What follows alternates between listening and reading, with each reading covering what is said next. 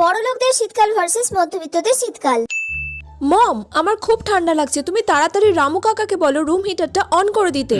এখনো অব্দি অন করেনি, কি করছেটা কি, করেটা কি সারাদিন? আমি তো জাস্ট বাইরে থেকে আসছি, আমি তো জানতামই না। রামু, এখনো কেন রুম হিটারটা অন হয়নি? তাড়াতাড়ি রুম হিটারটা অন করো। মম, আজকে দুপুরে তুমি রামু কাকাকে বলো পাতলা মাটনের ঝোল করতে আর তার সাথে ইলিশ ভাপা করতে। আচ্ছা ঠিক আছে, আমি রামুকে বলে দিচ্ছি। আর মম, তুমি যে ট্রিপের ব্যাপারটা বলছিলে, তোমার ড্যাডকে বলেছি আমি দার্জিলিং এর টিকিট কাটতে। মম কম করে 40 থেকে 50 বার আমার দার্জিলিং ঘোরা হয়ে গেছে, আর ভালো লাগছে না। তুমি ড্যাডকে বলো প্লিজ সুইজারল্যান্ডের টিকিট কাটতে। ওকে, তোমার ড্যাডকে আমি বলবো দার্জিলিং ক্যান্সেল করে সুইজারল্যান্ডের ট্রিপ করতে। ওকে মম।